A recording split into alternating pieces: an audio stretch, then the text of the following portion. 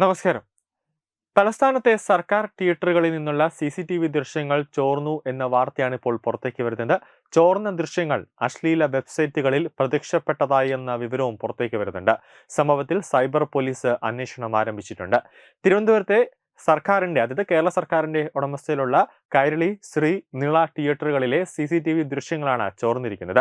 തിയേറ്ററുകളിൽ ഒന്നിച്ചിരുന്ന് സിനിമ ആസ്വദിക്കുന്ന സ്ത്രീകളുടെയും പുരുഷന്മാരുടെയും ദൃശ്യങ്ങളാണ് അശ്ലീല സൈറ്റുകളിൽ പ്രത്യക്ഷപ്പെട്ടത്.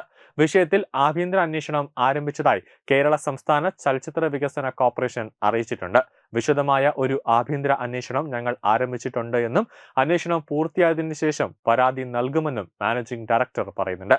Kerala state film development corporation ഈ വിഷയം അതീവ ഗൗരവത്തോടെയാണ് കാണുന്നതെന്നും മാനേജിംഗ് ഡയറക്ടർ അറിയിച്ചിട്ടുണ്ട്. തിയേറ്ററുകളിൽ നിന്നുള്ള ദൃശ്യങ്ങൾ ചോർന്നതായും ഈ ദൃശ്യങ്ങൾ അശ്ലീല വെബ്സൈറ്റുകളിൽ പ്രത്യക്ഷപ്പെട്ടതായും റിപ്പോർട്ട് ചെയ്ത മാധ്യമ വാർത്തയുടെ അടിസ്ഥാനത്തിലാണ് സൈബർ സെൽ അന്വേഷണം ആരംഭിച്ചത്. സംഭവിച്ചിരിക്കുന്നത് ഗുരുതരമായ സുരക്ഷാ പ്രശ്നമാണ് എന്നാണ് നിരീക്ഷകരുടെ വിലയിരുത്തൽ. പൊതുസ്ഥാപനങ്ങളിലെ നിരീക്ഷണ സംവിധാനങ്ങൾ കൈകാര്യം ചെയ്യുന്നതിലുണ്ടായ വീഴ്ച അത് ആശങ്ക ഉയർത്തുന്നുണ്ട്.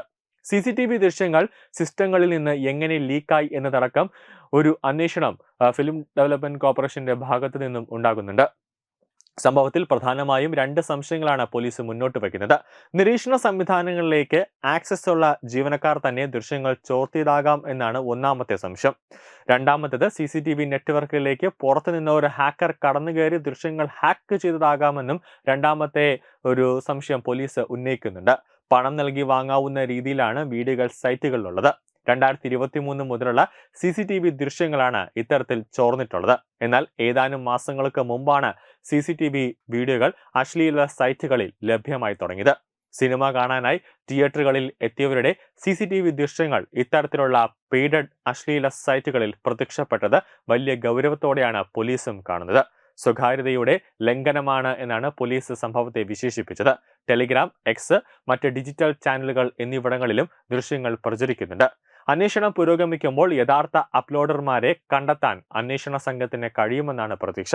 ദൃശ്യങ്ങൾ എപ്പോൾ ചോർന്നുവെന്നും അശ്ലീല സൈറ്റുകളിൽ എപ്പോൾ പ്രത്യക്ഷപ്പെട്ടുവെന്നും കണ്ടെത്താനും സാധിക്കുമെന്ന് കരുതുന്നുണ്ട്.